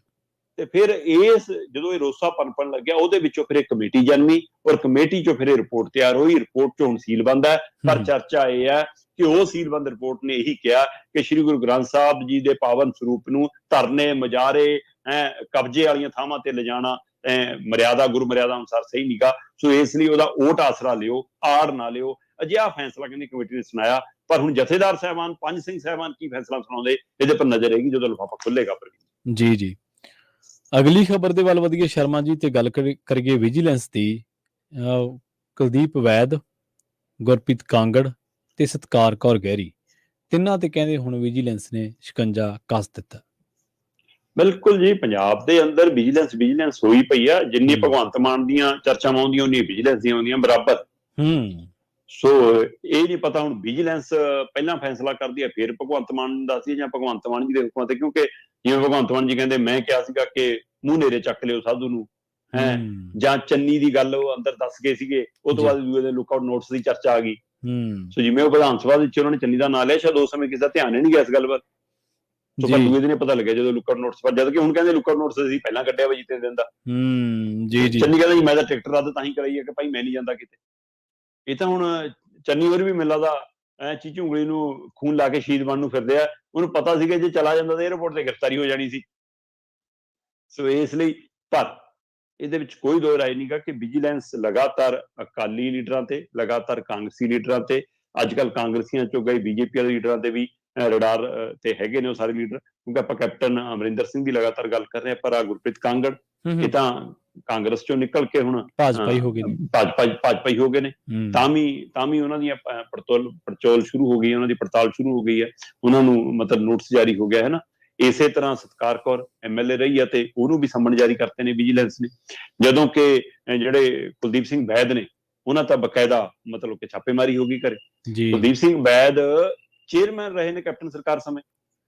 ਕੁਲਦੀਪ ਸਿੰਘ ਵੈਦ ਚਰਨਜੀਤ ਚੰਨੀ ਦੇ ਖਾਸ ਮੰਨੇ ਜਾਂਦੇ ਰਹੇ ਨੇ। ਔਰ ਇਸ ਲਈ ਇਹ ਸਾਰੀ ਧਰਪਕੜ ਹੋਣ ਦੀ ਸੰਭਾਵਨਾ ਵੱਧ ਗਈ ਹੈ, ਜਦੋਂ ਕਿ ਪਹਿਲਾਂ ਹੀ ਕਿੰਨੇ ਵਿਜੀਲੈਂਸ ਦੇ ਹਵਾਲੇ ਨਾਲ, ਚਾਹੇ ਸਾਧੂ ਸਿੰਘ ਧਰਮਸੋਤ ਹੈ, ਚਾਹੇ ਸੁੰਦਰ ਸ਼ਾਮ ਅਰੋੜਾ ਹੈ, ਚਾਹੇ ਉਹ ਗਿਲਜੀਆਂ, ਚਾਹੇ ਭਾਰਤ ਭੂਸ਼ਣ ਆਸ਼ੂ ਹੈ ਨਾ, ਉਹਨਾਂ ਦੀ ਲਿਸਟ ਲੰਬੀ ਹੈ। ਤੇ ਹੁਣ ਆਹ ਨਵੀਂ ਕਤਾਰ ਵੱਧਦੀ ਜਾ ਰਹੀ ਹੈ। ਕੱਲ ਨੂੰ ਚਹਿਲ ਤੋਂ ਪੁੱਛਗਿੱਛ ਹੋਣੀ ਹੈ, ਹਰਸਿੰਦਰ ਚਾਹਲ ਤੋਂ ਕੱਲ ਨੂੰ ਪੁੱਛਗਿੱਛ ਹੋ ਜਾਣੀ ਹੈ, ਜੇ ਕੱਲ ਨੂੰ ਉਹ ਪੇਸ਼ ਹੁੰਦੇ ਨੇ। ਸੋ ਇਸ ਲਈ ਵਿਜੀਲੈਂਸ ਨੇ ਆਪਣਾ ਪੂਰਾ ਸਕੰਜਾ ਕੱਸ ਲਿਆ ਜੀ। ਔਰ ਚਰਚੇ ਨੇ ਕਿ ਵੈਦ, ਕਾਂਗੜ ਤੇ ਸਤਕਾਰ ਕੌਰ ਤਾਂ ਸਤਕਾਰ ਕੌਰ, ਇਹ ਤੋਂ ਇਲਾਵਾ ਕੈਪਟਨ ਅਮਰਿੰਦਰ ਦੇ ਖਾਸਮ ਖਾਸ ਰਹੇ ਢਿੱਲੋਂ ਹੋਰੀ, ਜਿਹੜੇ ਕੁਸ਼ਲਦੀਪ ਸਿੰਘ ਢਿੱਲੋਂ, ਕਿੱਕੀ ਢਿੱਲੋਂ, ਉਹਨਾਂ ਦੀ ਵੀ ਚਰਚਾ ਕਹਿੰਦੇ ਕਿ ਉਹਨਾਂ ਦੇ ਵੀ ਸਕੰਜਾ ਕੱਸਿਆ ਜਾ ਸਕਦਾ। ਸੋ ਇਸ ਲਈ ਜੀ ਇਹ ਵਿਜੀਲੈਂਸ ਆਪਣੀ ਕਾਰਵਾਈ ਕਰ ਰਹੀ ਹੈ, CBI ED ਉਹ ਪੰਜਾਬ ਆਉਣ ਨੂੰ ਫਿਰਦੀ, ਉਹ ਕਹਿੰਦੀ ਅਸੀਂ ਆਪ ਵਾਲੇ ਦਾ ਸਕੰਜਾ ਕੱਸਣਾ। ਸੋ ਇੱਧਰ ਇਹ ਕਹਿੰਦੇ ਕਿ ਨਹੀਂ, ਅਸੀਂ ਪਹਿਲਾਂ ਪੁਰਾਣਿਆਂ ਤੋਂ ਹਿਸਾਬ ਲੈਣਾ, ਤੇ ਅਗਲੇ ਕਹਿੰਦੇ ਤੁਹਾਡੇ ਨਵਿਆਂ ਦੇ ਹਿਸਾਬ ਤੋਂ ਸਾਨੂੰ ਦੇ ਦਿਓ, ਤੁਹਾਡੇ ਨਵਿਆਂ ਦੇ ਮਾਮਲੇ ਖਾਸੇ ਵਧੀ ਜਾਂਦੇ ਨੇ। ਕਦੇ ਕਿਤੇ ਪੇਪਰ ਲੀਕ ਹੋ ਗਿਆ ਹੈ, ਕਿਤੇ ਕੋਈ ਤੁਹਾਡੇ ਨੁਮਾਇੰਦੇ, ਕੋਈ ਯੂਥ ਦਾ ਲੀਡਰ ਹੈ, ਕੋਈ ਪਾਰਟੀ ਦਾ ਲੀਡਰ ਹੈ, ਉਹ ਪੈਸੇ ਲੈਂਦੇ, ਉਹਦੇ ਹੱਥਾਂ 'ਚ ਗੱਡੀਆਂ ਫੜਾਉਂਦੀਆਂ, ਫੋਟੋਆਂ ਆਈ ਜਾਂਦੀਆਂ ਹੈ ਨਾ। ਕਿਤੇ ਕੋਈ ਕਹਿੰਦਾ 15 ਲੱਖ ਚੱਕੀ ਫਿਰਦੇ ਸੀ, ਵਾਧੂ ਉਮਰ ਵਾਲੀ ਨੌਕਰੀ ਲਵਾਤੀ। ਕਿਤੇ PA ਨਾਲ ਗੱਲਬਾਤ ਕਰ ਰਿਹਾ, ਕੋਈ PA ਨਾਲ ਪੈਸੇ ਲੈਂਦਾ ਫੜਿਆ ਗਿਆ, ਕੋਈ 1% ਕਮਿਸ਼ਨ ਕਰਦੀ ਦੀ ਚਰਚਾ ਆ ਗਈਆਂ। ਸੋ ਕਹਿੰਦੇ ਜਿਹੜੀ ਆਹ ਲਿਸਟ ਲੰਬੀ ਹੋ ਜਾਂਦੀ ਹੈ, ਇਹਦੇ ਪਰ ਵਿਜੀਲੈਂਸ ਕਦੋਂ ਕਾਰਵਾਈ ਸ਼ੁਰੂ ਕਰੂਗੀ ਜੀ, ਉਹ ਭੁੱਲ ਜਾਂਦੇ ਨੇ ਫਿਰ ਇਹ। ਸੋ ਇਸ ਲਈ ਕੋਈ ਗੱਲ ਨਹੀਂ, ਦੂਏ ਕਹਿੰਦੇ ਕੋਈ ਨਾ ਕੱਲ ਨੂੰ ਕਿਸੇ ਤੀਏ ਦੀ ਵਾਰੀ ਆ ਜੂਗੀ, ਫਿਰ ਉਹ ਇਹਨਾਂ ਦਾ ਵਾਰੀ ਫਰੋਲੂਗਾ। ਸੋ ਇਹ ਜਦੋਂ ਇਸੇ ਫਰੋਲਾ ਫਰੋਲੀ 'ਚ ਰਹਿਣਾ, ਫਿਰ ਕੰਮ ਕਦੋਂ ਹੋਣਾ ਜੀ। ਇਸ ਵਾਰ ਦਾ ਬਜਟ ਸੈਸ਼ਨ ਇੱਕ ਲਾਫਟਰ ਸ਼ੋਅ ਜ਼ਿਆਦਾ ਨਜ਼ਰ ਆਉਂਦਾ, ਪੰਜਾਬ ਦੇ ਮੁੱਦਿਆਂ ਤੇ ਚਰਚਾ ਘੱਟ ਹੁੰਦੀ ਨਜ਼ਰ ਆਉਂਦੀ ਹੈ ਜੀ। ਵਿਜੀਲੈਂਸ ਦੀ ਗੱਲ ਹੀ ਕਰ ਲਈਏ ਸ਼ਰਮਾ ਜੀ, ਅਗਲੀ ਖਬਰ ਦੀ ਵੀ, ਜੰਗੇ ਆਜ਼ਾਦੀ ਦੇ ਮਾਮਲੇ ਦੇ ਵਿੱਚ ਡਾਕਟਰ ਲਖਵਿੰਦਰ ਜੌਹਲ ਕੋਲੋਂ ਵਿਜੀਲੈਂਸ ਨੇ 2.5 ਘੰਟੇ ਪੁੱਛ ਪੜਤਾਲ ਕੀਤੀ ਹੈ ਜੀ। ਬਿਲਕੁਲ ਜੀ, ਜੰਗੇ ਆਜ਼ਾਦੀ ਯਾਦਗਾਰ ਬੜੀ ਇਤਿਹਾਸਕ ਔਰ ਪੰਜਾਬ ਦੇ ਸਾਡੇ ਕੁਰਬਾਨੀਆਂ ਦੇ ਇਤਿਹਾਸ ਨੂੰ ਸਮੇਟਣ ਵਾਲੀ ਇੱਕੋ ਜੰਗੇ ਆਜ਼ਾਦੀ ਯਾਦਗਾਰ ਹੈ। ਤੇ ਉਸ ਦੀ ਸਾਰੀ ਦੇਖ ਰੇਖ, ਪ੍ਰਬੰਧ, ਸਾਰਾ ਕੁਝ ਅਜੀਤ ਅਖਬਾਰ ਦੇ ਸੰਪਾਦਕ ਬਰਜਿੰਦਰ ਸਿੰਘ ਹਮਦਰਦ ਹਵਾਲੇ ਹੈ। ਤੇ ਉਹਨਾਂ ਦੇ ਨਾਲ ਫਿਰ ਟੀਮ ਹੈ ਅੱਗੇ, ਸਤਨਾਮ ਸਿੰਘ ਮਾਨਕ ਹੋਰੀ, ਡਾਕਟਰ ਲਖਵਿੰਦਰ ਜੌਹਲ ਹੋਰੀ, ਡਾਕਟਰ ਲਖਵਿੰਦਰ ਜੌਹਲ ਪ੍ਰਬੰਧਕੀ ਕਮੇਟੀ ਦੇ ਸਕੱਤਰ ਨੇ ਉੱਥੇ ਵੀ। ਸੋ ਇਸ ਲਈ ਉਸ ਹਵਾਲੇ ਨਾਲ ਮਤਲਬ ਕਿ ਜੰਗੇ ਆਜ਼ਾਦੀ ਯਾਦਗਾਰ ਦੀ ਪੜਚੋਲ ਵਿਜੀਲੈਂਸ ਨੇ ਸ਼ੁਰੂ ਕੀਤੀ। ਉਹ ਕਹਿੰਦੇ ਜੀ ਪੈਸਿਆਂ ਦਾ ਘਪਲਾ ਹੈ, ਲੈਣ ਦੇਣ ਦਾ ਘਪਲਾ ਹੈ, ਇਹਦੀ ਨਿਰਮਾਣ ਦਾ ਘਪਲਾ ਹੈ, ਇਹਦੇ ਵਿੱਚ ਲਾਗਤ ਦਾ ਘਪਲਾ ਹੈ, ਕਿ ਉਹਦੀ ਜਾਂਚ। ਔਰ ਇਹ ਪਿਛਲੇ ਲਗਭਗ 15-20 ਦਿਨਾਂ ਤੋਂ ਇਹ ਜਾਂਚ ਪੜਤਾਲ ਕਰ ਰਹੀ ਹੈ। ਉੱਥੇ ਟੀਮਾਂ ਜਾਂਦੀਆਂ ਨੇ, ਕਾਗਜ਼ ਫਰੋਲਦੀਆਂ ਨੇ, ਸਾਰਾ ਕੁਝ ਕਰਦੀਆਂ। ਉਸੇ ਤਹਿਤ ਡਾਕਟਰ ਲਖਵਿੰਦਰ ਸਿੰਘ ਜੌਹਲ, ਜਿਹੜੇ ਨਾਮੀ ਗ੍ਰਾਮੀ ਲੇਖਕ ਵੀ ਨੇ, ਇਹਨਾਂ ਪੱਤਰਕਾਰਤਾ ਨਾਲ ਵੀ ਸੰਬੰਧ ਰੱਖਦੇ ਨੇ, ਲੁਧਿਆਣਾ ਅਕੈਡਮੀ ਦੇ ਪ੍ਰਧਾਨ ਵੀ ਨੇ, ਤੇ ਇਸੇ ਤਰ੍ਹਾਂ ਜਿਹੜੀ ਸਾਡੀ ਪੰਜਾਬ ਆਰਟ ਕੌਂਸਲ ਹੈ ਉਹਦੇ ਵੀ ਸਕੱਤਰ ਨੇ। ਸੋ ਇਸ ਲਈ ਉਹਨਾਂ ਦਾ ਨਾਮ ਵੀ, ਕੱਦ ਵੀ ਸਮਾਜ 'ਚ ਕਾਫੀ ਵੱਡਾ ਹੈ। ਤੇ ਉਹਨਾਂ ਨੂੰ ਉਹ ਕਹਿੰਦੇ ਕਿ ਮੈਨੂੰ ਕਹਿੰਦੇ ਕਿ ਆਜੋ ਜੀ ਤੁਹਾਤੋਂ ਹਿਸਾਬ ਲੈਣਾ। ਕਹਿੰਦੇ ਮੈਂ ਕਿਹਾ ਫਿਰ ਸੰਮਣ ਭੇਜੋ ਨਾ, ਇਹ ਕਿਉਂ ਆਵਾਂ ਮੈਂ। ਠੀਕ ਹੈ। ਤੇ ਫਿਰ ਉਹਨਾਂ ਨੂੰ ਜਦੋਂ ਸੰਮਣ ਭੇਜੇ, ਫਿਰ ਉਹ ਪੇਸ਼ ਹੋਏ, ਤੇ ਪੇਸ਼ ਹੋ ਕੇ 2.5 ਘੰਟੇ ਪੁੱਛਗਿੱਛ ਹੋਈ ਹੈ। ਅਸਲ ਦੇ ਵਿੱਚ ਇਹ ਜਿਹੜਾ ਹੈਗਾ ਜੀ, ਇਹ 25 ਏਕੜ 'ਚ ਬਣਿਆ ਹੋਇਆ ਜੰਗੇ ਆਜ਼ਾਦੀ ਯਾਦਗਾਰ, ਤੇ ਲਗਭਗ ਦੱਸਦੇ ਨੇ ਕਿ 315 ਕਰੋੜ ਦੀ ਲਾਗਤ ਨਾਲ ਤਿਆਰ ਹੋਇਆ। ਤੇ ਇਹ ਕਹਿੰਦੇ ਕਿ ਬਾਦਲਾਂ ਦਾ ਇੱਕ ਸੁਪਨਾ ਸੀਗਾ, ਜਿਹਨੂੰ ਸਾਕਾਰ ਕੀਤਾ ਬਰਜਿੰਦਰ ਸਿੰਘ ਹਮਦਰਦ ਨੇ।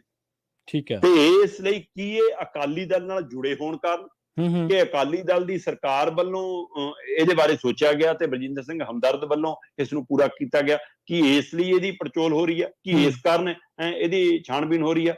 ਦੂਸਰੇ ਪਾਸੇ ਕਈ ਕਹਿੰਦੇ ਕਿ ਨਹੀਂ, ਜਿਹੜਾ ਬਰਜਿੰਦਰ ਹਮਦਰਦ ਨਾਲ, ਅਜੀਤ ਨਾਲ ਅੱਜ ਕੱਲ ਆਮਣਾ ਸਾਹਮਣਾ ਚੱਲ ਰਿਹਾ ਸਰਕਾਰ ਦਾ, ਇਹ ਉਸ ਦੇ ਵਿੱਚੋਂ ਜਨਮੀ ਹੈ ਜਾਂਚ, ਜਾਂ ਸੱਚਮੁੱਚ ਉੱਥੇ ਕੋਈ ਮਤਲਬ ਕਿ ਐਡਾ ਬੜਾ ਕੰਮ ਹੋਇਆ। ਜਦੋਂ ਕਿ ਕਈ ਧਿਰਾਂ ਦਾ ਜਿਹੜੇ ਉੱਥੇ ਜਾ ਕੇ ਆਏ ਨੇ, ਜਿਨ੍ਹਾਂ ਨੇ ਉਹ ਥਾਂ ਦੇਖੀ ਹੈ ਪ੍ਰਵੀਨ ਜੀ, ਹਾਂਜੀ, ਉਹ ਬਾਗੋ ਬਾਗ ਹੋ ਕੇ ਮੁੜਦੇ ਨੇ। ਠੀਕ ਹੈ। ਜੋ ਉੱਥੇ ਬਣਾਇਆ ਗਿਆ ਉਹ ਬਾ ਕਮਾਲ ਹੈ ਜੀ। ਸੋ ਇਸ ਲਈ ਇਹਦੀ ਤਾਂ ਝਾਕੀ ਤੱਕ ਪੰਜਾਬ ਦਾ ਮਾਣ ਵਧਾ ਚੁੱਕੀ ਹੈ ਨਾ, ਦੇਸ਼ ਦੀ ਪਰੇਡ ਦੇ ਵਿੱਚ। ਸੋ ਇਸ ਹਵਾਲੇ ਨਾਲ ਵੀ ਕਹਿੰਦੇ ਨੇ ਕਿ ਕੀ ਇਹ ਸਰਕਾਰ ਸਿਰਫ ਇੱਕ ਜਿੱਦ ਦੇ ਵਿੱਚ, ਕਿੜ ਦੇ ਵਿੱਚ ਤਾਂ ਨਹੀਂ ਕੰਮ ਕਰ ਰਹੀ। ਪਰ ਜਦੋਂ ਇਹ ਡਾਕਟਰ ਲਖਵਿੰਦਰ ਜੌਹਲ ਨੂੰ ਸੱਦਿਆ, ਉਹ ਕਹਿੰਦੇ ਜੀ 2.5 ਘੰਟੇ ਪੁੱਛਗਿੱਛ ਹੋਈ, ਜੋ ਪੁੱਛੀ ਗਏ ਆਪਾਂ ਉਹ ਦੱਸੀ ਗਏ। ਉਹ ਦਸਤਾਵੇਜ਼ ਚਾਹੀਦੇ, ਕਹਿੰਦੇ ਦਸਤਾਵੇਜ਼ ਲਓ, ਮੂੰਹ ਜਵਾਨੀ ਪੁੱਛਣਾ ਮੂੰਹ ਜਵਾਨੀ ਪੁੱਛੋ, ਜੋ ਜਾਣਕਾਰੀ ਲੈਣੀ ਹੈ ਲਓ, ਤੇ ਕੱਲ ਨੂੰ ਕਿਸੇ ਏਜੰਸੀ ਨੇ ਉਹਨਾਂ ਕਹਿੰਦੇ ਕੱਲ ਨੂੰ ਬੁਲਾ ਲਿਓ, ਪਰਸੋਂ ਨੂੰ ਬੁਲਾਉਣਾ ਪਰਸੋਂ ਨੂੰ, ਜਦੋਂ ਕਹੋਗੇ ਮੈਂ ਹਾਜ਼ਰ ਹਾਂ। ਪਰ ਇਹ ਮਾਮਲਾ ਕੱਲੇ ਪ੍ਰਬੰਧਕੀ ਟੀਮ ਤੱਕ ਨਹੀਂ, ਮੈਨੂੰ ਪਤਾ ਲੱਗ ਰਿਹਾ ਕੁਝ ਅਧਿਕਾਰੀ ਜਿਹੜੇ ਉਸ ਸਮਿਆਂ ਦੇ ਅਧਿਕਾਰੀ ਸਮੇਂ-ਸਮੇਂ ਨਾਲ ਚੱਲੇ ਆਉਂਦੇ ਨੇ, ਸੋ ਉਹਨਾਂ ਤੋਂ ਵੀ। ਸੋ ਇਹ ਪੁੱਛਗਿੱਛ ਕੀ ਸਿਰਫ ਰਾਜਨੀਤਿਕ ਬਦਲਾਖੋਰੀ ਹੈ, ਜਾਂ ਸੱਚਮੁੱਚ ਕਿਸੇ ਘਪਲੇ ਦੀ ਜਾਂਚ ਤੱਕ ਜਾਣਾ, ਜਾਂ ਇਹ ਅਜੀਤ ਦਾ ਟਕਰਾਏ ਕਿ ਬਾਦਲਾਂ ਦਾ ਟਕਰਾਏ, ਸੋ ਉਹਦੇ ਵਿੱਚੋਂ ਹੈ। ਸੋ ਜੇਕਰ ਤਾਂ ਇਹ ਰਾਜਨੀਤਿਕ ਬਦਲਾਖੋਰੀ ਹੈ, ਫਿਰ ਸਰਕਾਰ ਨੂੰ ਇਸ ਮਸਲੇ ਨੂੰ ਲਾਂਭੇ ਰੱਖ ਕੇ ਪੰਜਾਬ ਦੇ ਹਿੱਤ 'ਚ ਅੱਗੇ ਵਧਣਾ ਚਾਹੀਦਾ ਹੈ। ਫਿਰ ਉਸ ਸਥਾਨ ਦੀ ਮਹਾਨਤਾ ਨੂੰ ਧਿਆਨ 'ਚ ਰੱਖਦਿਆਂ ਹੋਇਆਂ ਇਸ ਮਸਲੇ ਤੋਂ ਲਾਂਭੇ ਹੋਣੇ। ਜੇਕਰ ਸੱਚਮੁੱਚ ਕੋਈ ਘਪਲਾ, ਫਿਰ ਉਹ ਤੱਥ ਸਾਹਮਣੇ ਆ ਜਾਣਗੇ, ਕੋਈ ਗੱਲ ਨਹੀਂ ਜੀ, ਫਿਰ ਪੁੱਛਗਿੱਛ ਕਹਿੰਦੇ ਹੋ ਜਾਣੀ ਚਾਹੀਦੀ ਹੈ। ਸਿਆਣੇ ਕਹਿੰਦੇ ਆ, ਪੱਲੇ ਆ ਸੱਚ ਤੇ ਫਿਰ ਕੋਠੇ ਚੜ ਕੇ ਨੱਚ, ਜੇ ਸੱਚ ਆ ਤਾਂ ਫਿਰ ਕੀ ਦਿੱਕਤ ਹੈ। ਸ਼ਰਮਾ ਜੀ, ਇਹਨਾਂ ਖਾਸ ਖਬਰਾਂ ਤੇ ਖਾਸ ਜਾਣਕਾਰੀਆਂ ਦੇਣ ਦੇ ਲਈ ਤੁਹਾਡਾ ਬਹੁਤ ਬਹੁਤ ਧੰਨਵਾਦ ਜੀ। ਬਹੁਤ ਸ਼ੁਕਰੀਆ ਪ੍ਰਵੀਨ। ਜੀ ਪੰਜਾਬੀ ਰੇਡੀਓ USA ਦੇ ਸਰੋਤਿਆਂ ਨੂੰ ਇੱਕ ਵਾਰ ਫਿਰ ਤੋਂ ਦੱਸਦੇ ਚੱਲੀਏ ਕਿ ਜਿਹੜਾ ਪ੍ਰੋਗਰਾਮ ਖਬਰ ਤੇ ਨਜ਼ਰ ਹੈ, ਇਹਨੂੰ ਹੁਣ ਆਪਾਂ social media platforms Punjabi radio USA ਦੇ, ਜਿਵੇਂ ਕਿ ਫੇਸਬੁੱਕ ਤੇ YouTube, ਉਹ ਤੇ ਹੁਣ ਆਪਾਂ 7 ਵਜੇ ਦੇ ਆਸੇ-ਪਾਸੇ ਜਿਹੜਾ ਉਹ ਲਾਈਵ ਕਰਿਆ ਕਰਾਂਗੇ। ਪਹਿਲਾਂ ਇਹ ਪ੍ਰੋਗਰਾਮ 7:30 ਤੇ ਲਾਈਵ ਹੁੰਦਾ ਸੀ ਟੈਲੀਕਾਸਟ, ਪਰ ਹੁਣ ਇਹ ਪ੍ਰੋਗਰਾਮ ਜੇਕਰ ਤੁਸੀਂ YouTube ਜਾਂ ਫੇਸਬੁੱਕ ਤੇ ਦੇਖ ਰਹੇ ਹੋ ਤਾਂ 7 ਵਜੇ ਦੇ ਨੇੜੇ ਆਪਾਂ ਇਸ ਪ੍ਰੋਗਰਾਮ ਨੂੰ ਸੋਸ਼ਲ ਮੀਡੀਆ ਪਲੇਟਫਾਰਮਸ YouTube ਤੇ ਫੇਸਬੁੱਕ ਤੇ ਲਾਈਵ ਕਰਿਆ ਕਰਾਂਗੇ। ਤੁਸੀਂ ਉੱਥੇ ਵੀ ਜੁੜ ਸਕਦੇ ਹੋ। ਬਹੁਤ ਬਹੁਤ ਧੰਨਵਾਦ। ਪ੍ਰੋਗਰਾਮ ਖਬਰ ਤੇ ਨਜ਼ਰ ਨੂੰ ਆਪਾਂ ਇੱਥੇ ਹੀ ਸਮਾਪਤ ਕਰਦੇ ਹਾਂ। ਸਾਰਿਆਂ ਨੂੰ ਹੀ ਪਿਆਰ ਭਰੀ ਸਤਿ ਸ਼੍ਰੀ ਅਕਾਲ।